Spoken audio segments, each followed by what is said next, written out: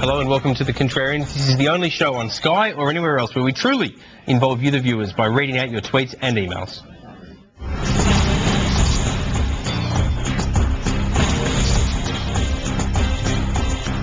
We'll come to the rich pickings of Piegate shortly with Bill Shorten, but before then, let's talk serious for a moment. In 1975, when Gough Whitlam was bundled out of office in the biggest defeat for a government in this nation's history, Malcolm Fraser came in. He had the kind of majority that meant that he was able to stay in the role for quite some time. He won 3 elections, no less. He pretty much emulated his 75 result in 1977. Well, he did little with it, though. That was the problem. He came in, he had a plan for how to win an election in 1975. He had no real plan for government. He had a weak team around him. Those that were strong, such as John Howard, that ended up moving on to become Australia's second longest serving Prime Minister, were weak at the time because they weren't being listened to or they didn't speak up loudly enough when it came to the need for things like microeconomic reform.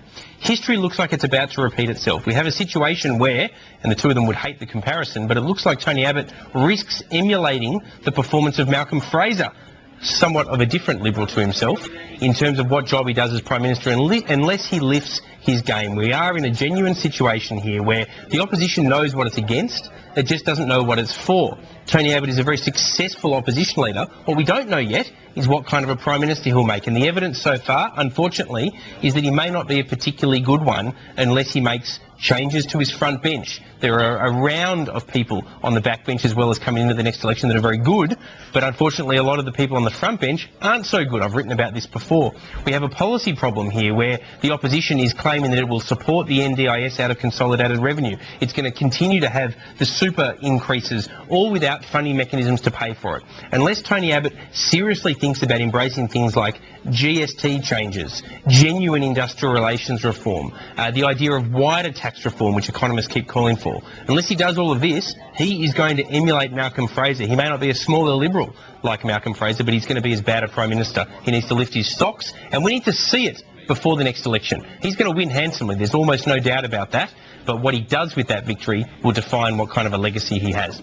Let's see what the panel think about this and wider issues. Dr. Greg O'Mahony, thanks for your company. Good to be here, Pat. From the McKell Institute, welcome back. Peter Bentley, thanks for your company. Thank you very much. And Dee Madigan, communications consultant, appreciate your company as well. Let's get straight into Piegate. This is the big issue now. There's no avoiding the fact that Bill Shorten has been forced to come out and apologise. Let's have a look at part of what he had to say. First of all, I am terribly sorry that I have upset Mrs. Annie Wong over the pie shop matter. He's upset, he's apologising, but what happened in this weighty issue that is knocking our attention away from minor factors like the HSU, the slipper saga, you name it? What actually happened, Bill? Let's have a look. I was looking for a pie for my little bloke before football training. No hot pies available. I have misunderstood what she has said to me, and I have rung her up and said, I'm sorry, after listening to what you said on the radio this morning, I've misunderstood you, and so I've spoken to her and cleared the air. Okay, so he's cleared the air, but what was said? What was really said? We need to get to the bottom of this weighty issue. Let's have a listen to Bill again. I go in looking for a hot pie, which is not unusual, I suppose, for Australians. She said there were none available. Then she said she could do one in the microwave. I said, what would that be like? Well, she did say the pie will be soft. And then she says, like Julia Gillard. I thought, oh, I just sort of want a pie. I don't particularly want to debate the government.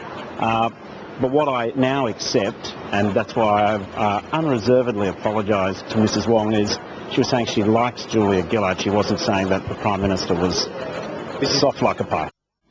Poor Bill, he found the Gillard supporter and he may have dropped the F-bomb and told her to get stuffed in the process. I mean, to be perfectly honest, anyone that tells somebody that offers to microwave a pie to get stuffed, I think is probably on firm ground. But did he drop the F-bomb? This seems to be part of this important story. Let's have a listen.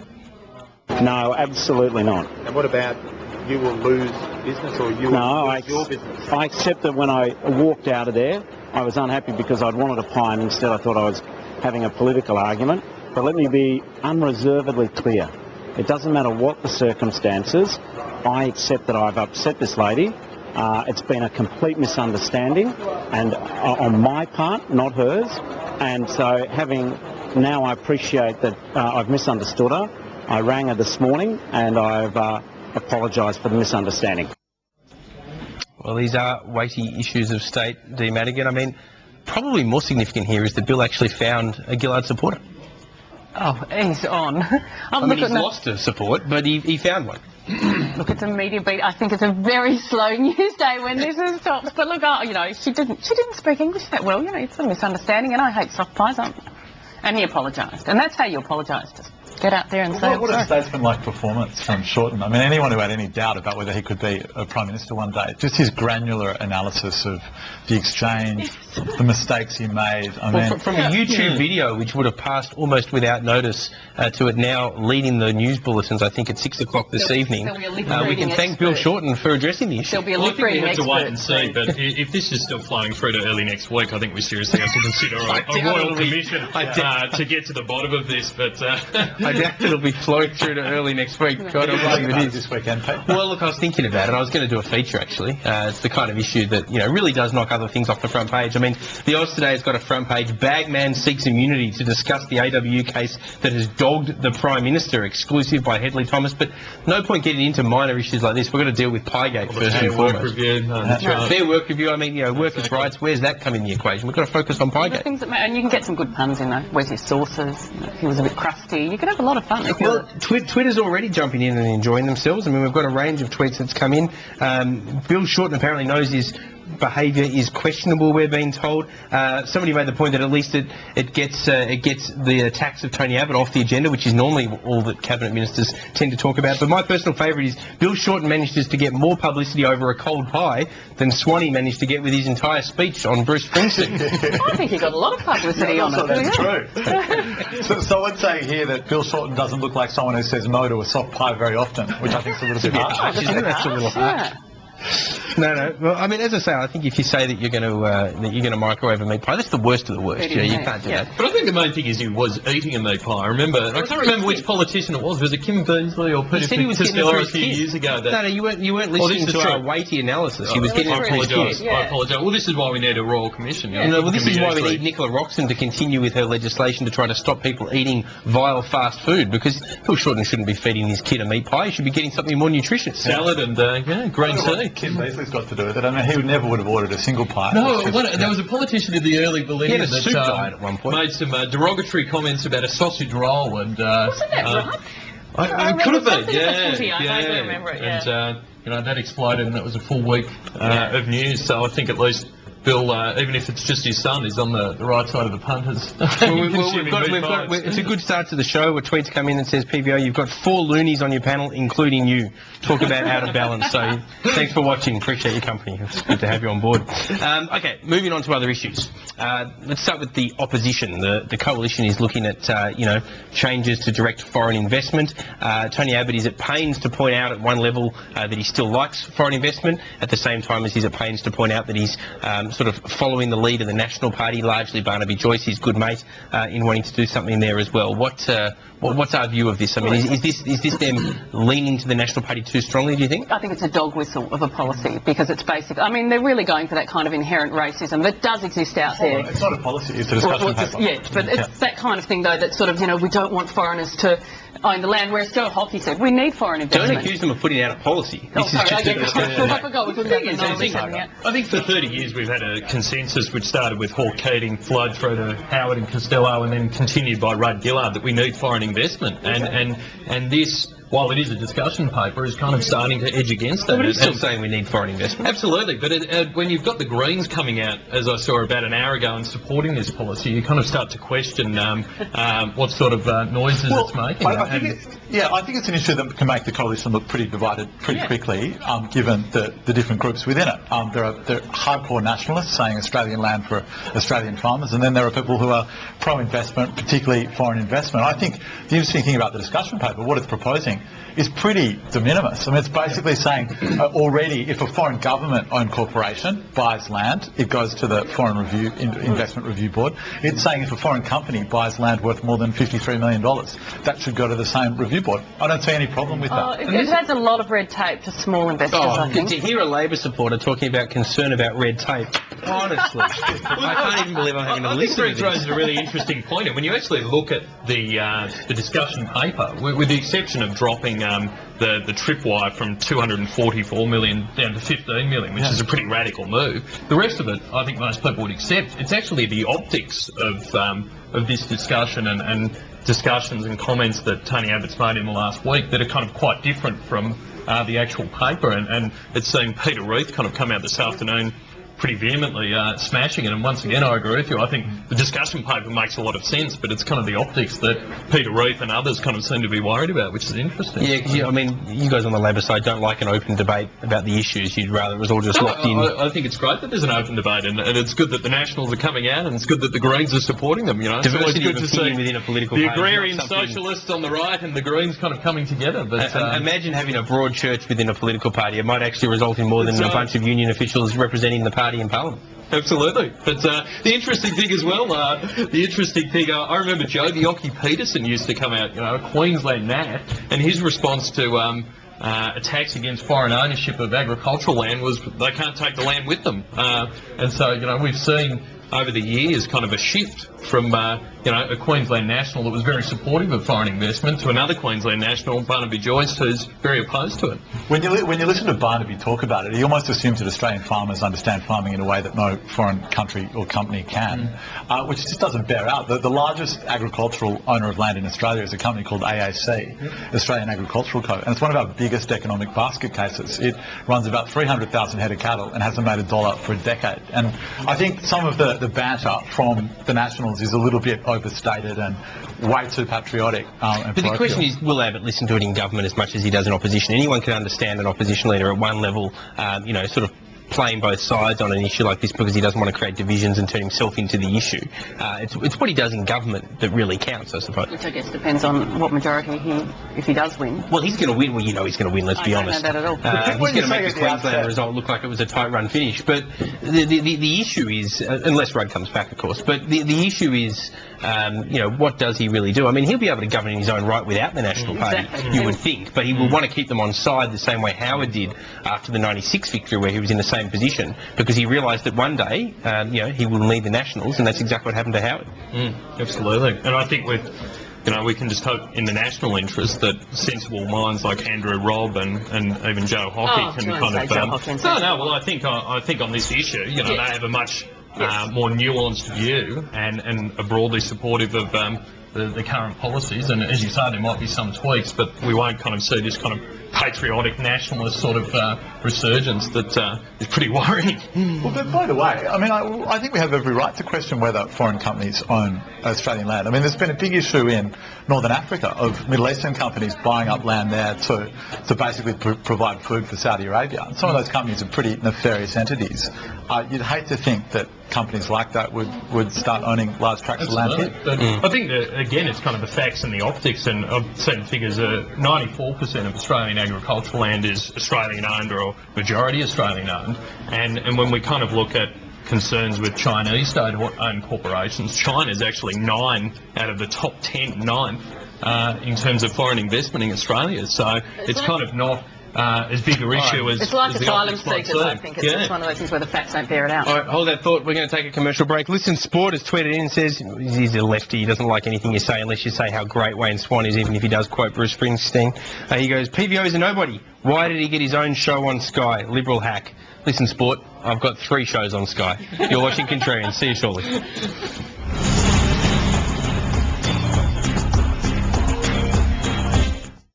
I've worked hard for what I've got. I'd like to retire feeling safe and secure. We just want our investments to look after the family tomorrow. So we can focus on today.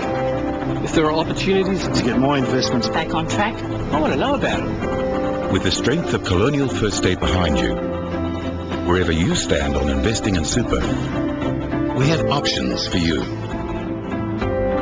Get advice on how Colonial First State can help you.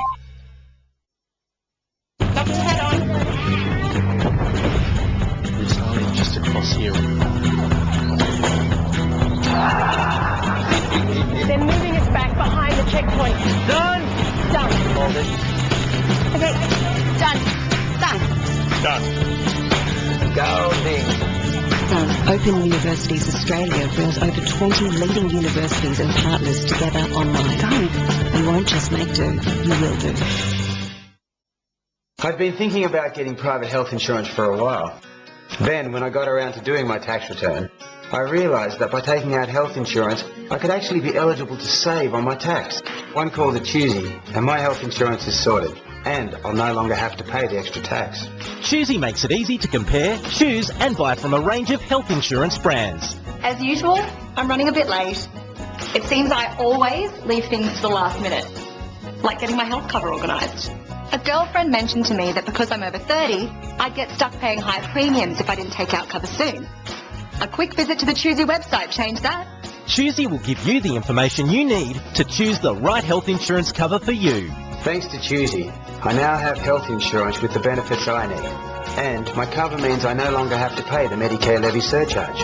Call Choosy now on 1300 479 817 or visit choosy.com.au. It's your health. Be Choosy.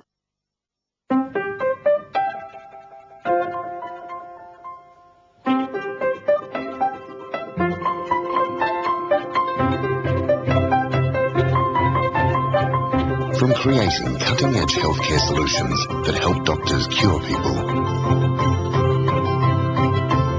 to financing and building Australia's businesses, to developing advanced technology which can help move and power Australia.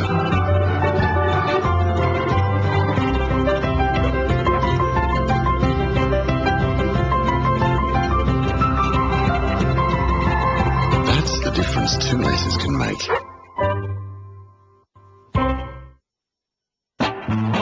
There are things we can see and things we understand, but the things we feel are the most powerful of all. The new look RX from Lexus.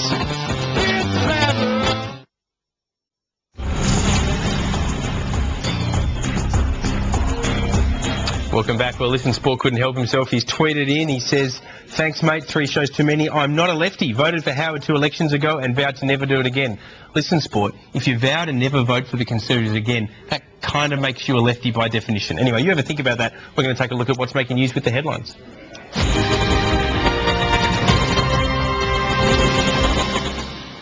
The opposition leader Tony Abbott has proposed tougher laws for foreign investment, saying that Australia should ensure land purchases are in the national interest.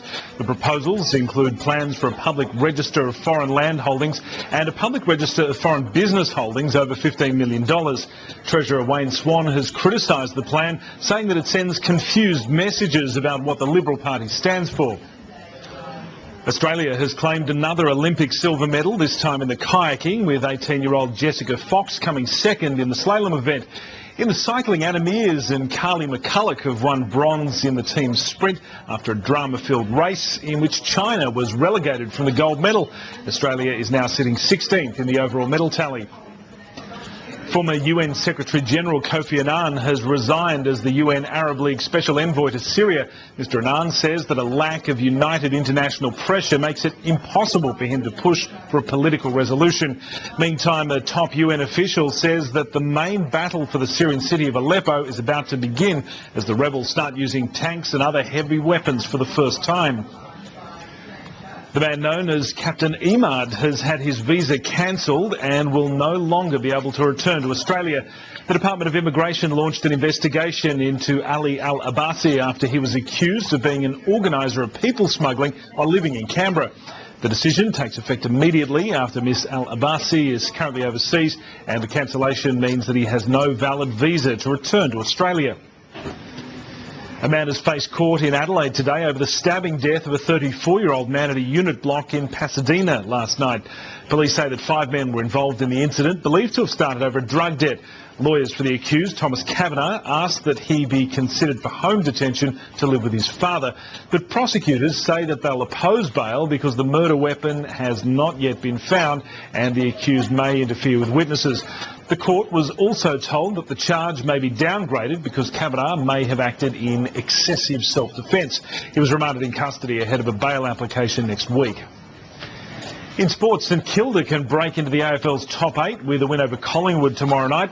It'll be the first time that coach Scott Watters comes up against the Pies, where he was an assistant coach last season. Quick check of the forecast. Showers in the west and the south, mostly sunny in the east.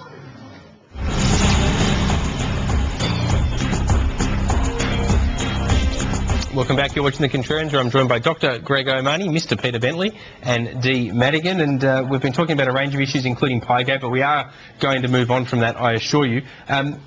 Industrial relations. Now, the Fair Work Act review has been done. Peter Bentley, let me start with you. Let's be frank here. All their terms of reference were whether the Act was fulfilling what it sought to do. Well, what it sought to do was in the paradigm of what Labor wanted. So by definition, this review was never going to find anything that would be harmful to the government, because the terms of reference for what it was looking into were always going to be favourable. It says nothing to the real issues about what people who are more zealous about IR reform may or may not want. Completely disagree, Peter. But let's just look at the review. The review was undertaken to see how Fair Work was working, but that's not right. It was undertaken to see whether Fair Work was fulfilling its principles. So let's and look its principles are in line with what the Labor government wants. One of the key terms of reference was to look at the impact on productivity, and as we all know, productivity is the major issue in Australia. Australia's productivity has been languishing for the last decade, and immediately after the report was brought down, we saw right-wing economists kind of come out and say it didn't face the number one issue. Well, the fact of the matter is productivity and labour productivity is languishing in this country. It is languishing in this country. Let's just look at two facts. One, the report found, and this is a fact, productivity was languishing more under work choices than it was under the Fair Work Review. So that's the first fact. Let me just jump in on that, because one of the issues here is that, and you'd agree with this, we don't really know how the Fair Work Act is going yet, because a whole bunch of enterprise bargaining arrangements haven't changed yet from the work choices period. They're coming up for review in this current cycle, so it's only in due course from now that we're really going to know what impact some of the changes have had on that front. You'd agree? I'd agree that there's a lag time, but what I'd also say is over the last 10 years, productivity has languished, whether it was work choices, pre-work choices, post-work choices. Now, the only productivity factor that's directly linked to IR is labour productivity, and labour productivity right now, this quarter, is actually at a 10-year high. So the fact of the matter is, and on the broader productivity because debate, the Fair Work Act hasn't kicked into gear yet. No. The productivity debate, don't listen to me. There are 5-year contracts that people have through their enterprise bargaining arrangements. 3.9% up this year, up till March in the market sector. You know what? Don't listen to me. It's not a one-on-one interview program. Okay. What's your thoughts, Greg? I just think the Coalition's response has been a bit troubling. I mean, all the Coalition has said in response is they've criticised the integrity of the committee. And you look at the three people on the committee, they were given the remit that you've referred to, Pete. They're three hugely esteemed independent individuals. And I think it's pretty outrageous for the opposition to just attack the members of the committee. And what's the Coalition proposing? If you listen to what Abbott said in response yesterday, it was the most carefully worded, carefully crafted response, that within the paradigm of the existing legislation we'll do everything we can. Well, what on earth does that mean? It's an example of what you said at the outset of the show. I mean, he's not stepping up in terms of providing us with any insight at all into the sort of Prime Minister he'll be. And I think the greatest block to Australia's productivity are self-interested people that are just trying to link it to IR. And as I say, don't listen to me. Cameron Klein, the CEO of NAB, came out on Tuesday to a business lunch, and said IR is not the solution to productivity improvements. He said it's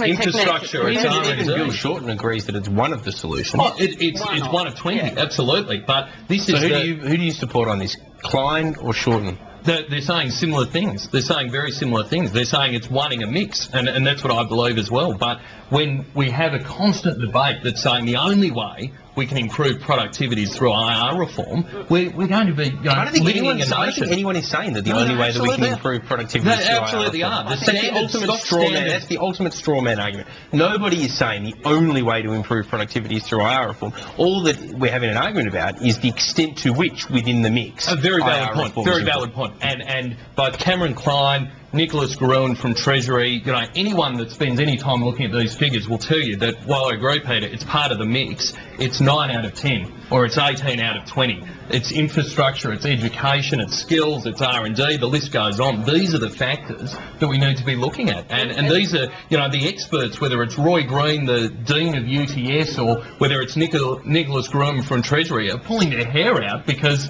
no one's kind of focusing on these sorts of issues that we should be. You look like you're pulling your hair out right now. I've just never heard so much name dropping in the space of 2 minutes. I mean, it's like a roll call. These are the kind of eminent leaders that are talking about these issues, and we kind of are constantly just being bogged down in this debate about IR reform, and it's very frustrating. There is nothing in coalition policies that will address this, and this is the thing, there is absolutely nothing there. Because you're always looking to coalition policies for solutions, aren't you? Well, you know, at some point businesses require certainty, and Tony Abbott cannot go from now to the election and release nothing at all.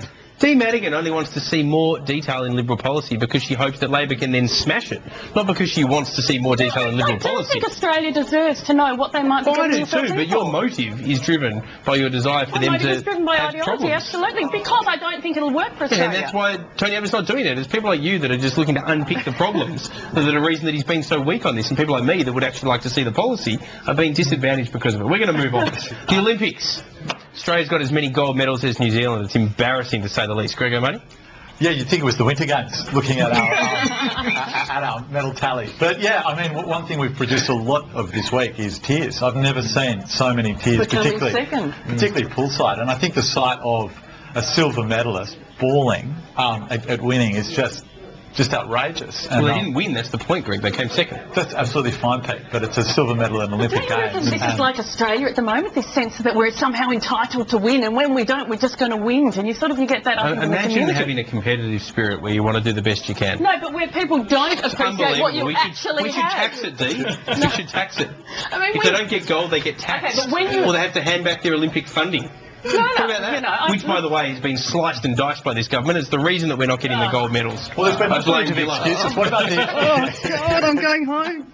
There's been some interesting excuses. They're blaming it for Still Knox ban on the medal tally. And social media. It's Twitter. Twitter's at fault. I see one of our shooters came out today and said it's just outrageous that Still Knox was banned 3 weeks ago. It was the key to his success. Magnussen said he didn't sleep for 2 nights before his first race, and if Still Knox might have been the way forward for him. Well, the most insightful analysis I've seen is actually from Adam Kohler, who produced a graph that another says name. He drops another name. This guy can't think for himself.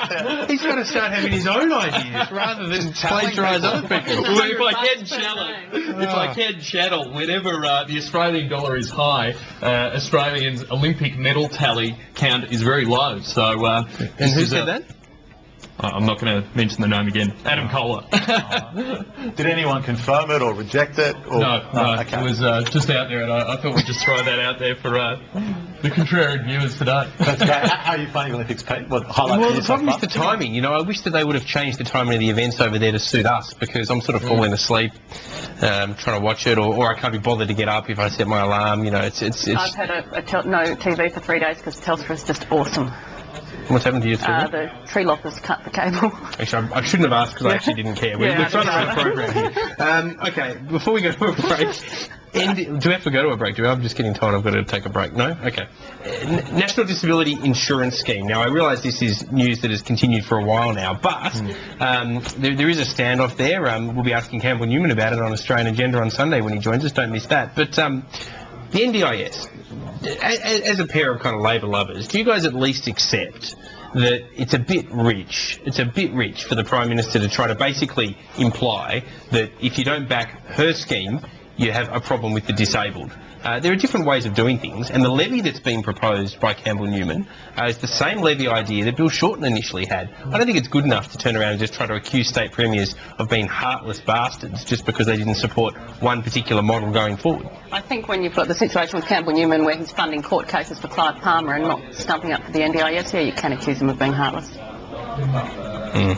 Thoughts? No, I think it's a valid point, and I think everyone's trying to, find ways to fund this scheme, and particularly the states, particularly on the East Coast, are suffering, budget deficits, and it's tough to fund these, and that's why I've been very...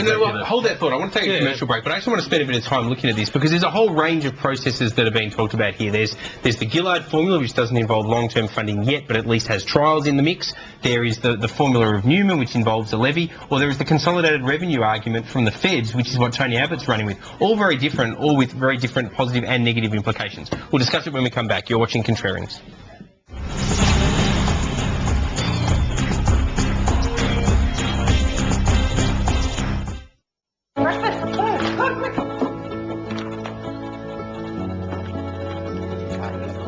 I promise to keep you safe, to keep food on the table, to give you all the life you deserve.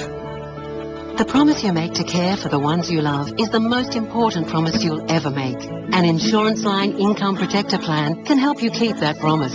It can pay a monthly payment up to $5,000 for 2 years if you can't work due to accident or illness. And lower levels of cover start from just $2.95 per week, which is generally tax deductible. We'll even cover some jobs that other insurers won't.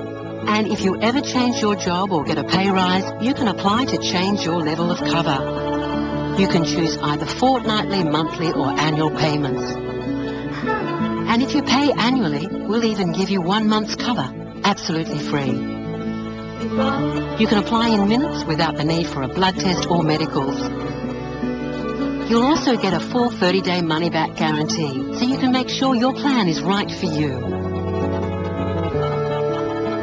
At Insurance Line, we keep our promises so that you can keep yours. Call 138898. Call now and take out an income protector plan, and you'll also receive a good money guide full of smart ways to stretch your money further. Call 138898 now or visit insuranceline.com.au. Did you know that thousands of people from towns just like yours are part of something bigger? A movement working every day to improve the lives of regional people. The Nationals are the voice of the regions. We belong to you, to your families and your communities. Drawn together from all walks of life by a common purpose. Join us and play your part in building a better future for the regions. Authorised B. Franklin, The National, Sydney. The self-employed are a large contributor to the Australian economy. However, many self-employed people risk losing it all every day.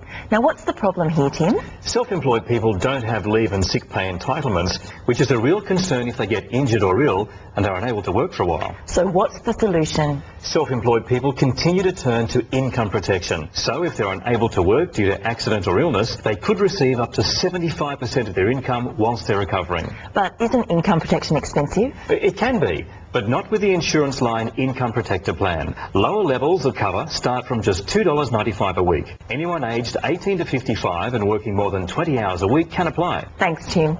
Being self-employed means being self-reliant, making your own choices and decisions. The Insurance Line Income Protector Plan helps give you control over your future. Call 138898. 138898. Welcome to Insurance Line. Insurance Line. Welcome back. You're watching The Contrarians. We're discussing the NDIS. Greg O'Mahony, you didn't get a chance to have your say before the break, but what's your view on this? I mean, there are different models being discussed, different pros and cons. Yeah, before the break, Dee described Campbell Newman as heartless, and I'm certainly not his biggest fan. Clearly, Dee's not. I'm not sure that proposing a levy... Dee's just bitter and twisted that he got the better of Labor up in Queensland. Yeah, there's a bit of history there. We all know that. But moving on, I just think that a policy that says the levy should be there because it guarantees funding, you could call that a lot of things, fiscally irresponsible, over the top, but to call that heartless seems the inverse. I think it's fiscally irresponsible to have a levy, isn't it? Well, my problem is it's plain, like you could look at it, there's probably 20 different ways to fund it. You know, you could argue pros and cons of all of them, but ultimately something has to be done, and he's playing politics, and that's where I think it's hard. The levy to say, rather than just throw it open to the whims of the political day, we're just going to have this fund. Matthew Franklin's tweeted in. You can see him on Sunday on Australian Agenda if you're interested. But he's come in and said the problem is that expectations are being raised ahead of sensible consideration about funding. That's a fair point, isn't it? Yeah. Well, that's being done by the government. No, well, I think everyone kind of has a share of the blame in that, and it's not true. I love this guy. Like, that's a fair point, isn't it? He goes, absolutely. No. I point out that that's Labor's fault. He goes, well, I think everybody has to share the blame. Well, I think the fact of the matter is everyone wants to solve the problem, and you've got the Premier talking about a levy. The Prime Minister's accusing people of not wanting to solve the problem. She's accusing Campbell Newman and others of heartlessness because they come up with a different view. Because they're playing politics. They're not playing politics. They actually want a funding mechanism for this. She's not even prepared to discuss the funding mechanism until she gets these trials in place. It is like taking a car for a test drive when you don't have the cash to buy it. You're wasting everyone's time. I don't think so. I think the insulation scheme scared everyone a little bit, so they just want to take it very, very slowly and make sure things work out. And I think that's not unreasonable. Anyway, Wayne Swan, he's always been a fan of philosophy. He delivered a speech where he quoted Bruce Springsteen. Greg O'Mahony, what's your thoughts? I think he had a bit of a brain snap this week. Having said that, I'm not the biggest fan of some of his policy backflips over the last few years, but he clearly feels very passionately about the class warfare essay he wrote earlier this year, and there's a bit of credence to some of what he stands for. I mean, you listen to some of the comments made by Clive Palmer this week. The man thinks he has a right to access Parliament and the political processes in this country that, like, no one has. And there's nothing about what he does in terms of giving back to the community, in terms of charitable outreach, that in any way, from my mind, establishes him as a great Australian. He's a very wealthy guy. He's made a lot of money mining, but some of the banter that he and some of these other guys come up with, it's I think there's something to be said for what Wayne Swan is saying.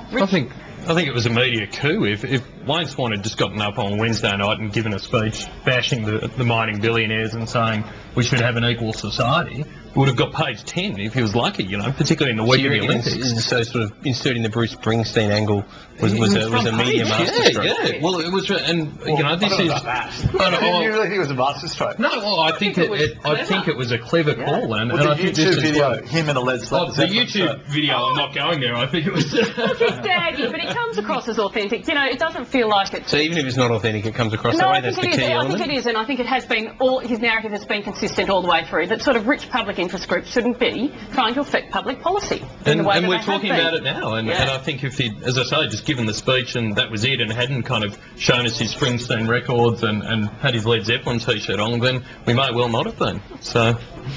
No, I think it's good. All right. I know you love the YouTube video. You've been watching it all day. Yeah, no, I can't help myself. I've been a what's his name again? Bruce Springsteen fan for a long time. All right, the front page of the Oz. Now, Dee, you were saying you think this is scandalous. It could bring down the Prime Minister. What's your view on this? Not saying that. I was saying it wasn't a story 15, 20 years ago. It's still not a story now. The only reason it's a story is because someone's trying to get out of the criminal sort of charges. That's a bit harsh, though. I mean, it's a story while there are unresolved questions. That's a fair point. Yeah, but what they're trying to do is link these unresolved questions to the Prime Minister when there has never been anything there. But that's because there is a black hole of information, isn't it? We don't know what did or didn't happen. There's been probes into it years ago that went nowhere because there was nothing. There's something about the timing of this. You just wonder what's going on behind the scenes in terms of leadership posturing. It'd be fascinating to know. Robert McClellan put this back on the agenda when he spoke in Parliament about these issues, which was reported at the time, but not to the extent that perhaps it could have been. He was a well-known road backer. He was sacked from the front bench. And he was on the opposite side to Julia Gillard. That thing, yes. He's raised the issue in Parliament. It has been discussed subsequently. Julia Gillard never reprimanded him on it. I guess what power does she have to do so? She's in a minority parliament. He's no longer on the front bench. But Peter Bentley, this is why this is relevant. It's not a simple case of, blame the media for raising this. Labor figures are raising this. Yeah, no, absolutely. And if there is any substance to these allegations or this chap that wants to kind of come forth and tell his side of the story, he should do it. But I think when we kind of think about it in context, all political leaders, anyone that kind of rises to high office, has some sort of scandal. Rudd had the Heine affair in Queensland, Tony Abbott's got kind of allegations about his student politics days, The fact of the matter is everyone kind of has some allegation, some murky kind of story, and if there are facts, we shouldn't dismiss them. They should be taken to the courts and go through a due process. But the fact of the matter is, with all three of these that I've raised, they've been around for 10, 15, 20 years, and there never have been. So I think until there are, it's a good front page yarn. But beyond that, there's probably not a great deal to it. No, there's nothing to it. Nothing to. Well, but the point is that we just don't know. I mean, this is. We do know because it's been fully investigated 15 years ago. Well, no, not fully investigated. That's part of the issue. Well, there was a full police probe and that into it. No charges were laid. But the reports are that the police wanted to move forward. But the thing is, it's making it seem like she's dodging when there has never, ever been any sort of proof of that. Greg? I'm just sceptical about the timing. I just think there's a link between this and the leadership aspirations of a white-haired Australian who would like to be Prime Minister again pretty soon. I'm pretty sure it's blonde, it's not white, is it? All right, now let's look ahead. Parliament is coming back shortly, not next week, but the week after. There's been a lot of talk about what's going on in terms of leadership. I saw that Channel 7 had leaked polling that was internal Labor Party polling, which I think is really interesting because it's one thing to have poor opinion polls in the published polls. We all get used to that for the Labor Party. That's been the case for time immemorial now. But to have leaks out of Labor polling, which can only be leaked by by state secretaries, national secretariat, very small number of people. That it tells you something, doesn't it, about the beginning of, you know, some sort of potential campaign, going to what Greg was saying, I suppose, against the Prime Minister if this sort of information is leaking. We've seen it before, Dee. Look, as far as I know, she's still got the support of the caucus, and speculation is just speculation. But I'm asking about this leaked polling. I mean, that is interesting, that internal Labor polling has been leaked to Channel 7, presumably with a purpose, when we're talking about a very small number of senior Labor people that have access to that. But it's not just that, Pete, it's the nature of the polling. It was devastating for the Labor government. That polling suggests that they won't win one seat in Queensland, WA, Tasmania or the Northern Territory.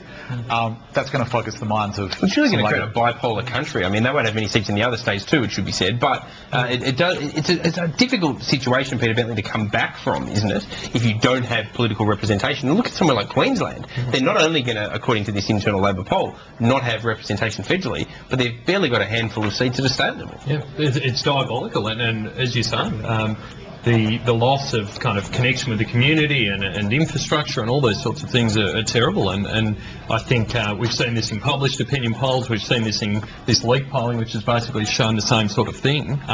Labor is on the ropes, there's no doubt about that, but I think from the government's perspective, you know, they seem to be kind of focusing on getting a few wins, whether it's NDIS, whether it's, you know, trying to... win on NDIS, just no funding. All right, we're out of time. Appreciate you joining us, Dr. Greg O'Mahony, Peter Bentley and Dee Madigan. Thanks very much once again. And thank you for your company as well. Be sure and tune in to Australian Agenda on Sunday morning, where we will have Nicola Roxon, the Attorney General, former Health Minister, as our special guest live in the studio, plus Campbell Newman, the Queensland Premier. We'll get a chance to, I guess, have a chat to him about the NDIS, but also some of the budgetary pressures up there in Queensland. There are quite a few issues in the mix.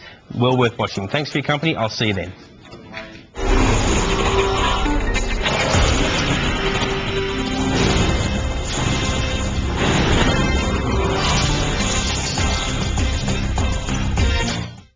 I decided to join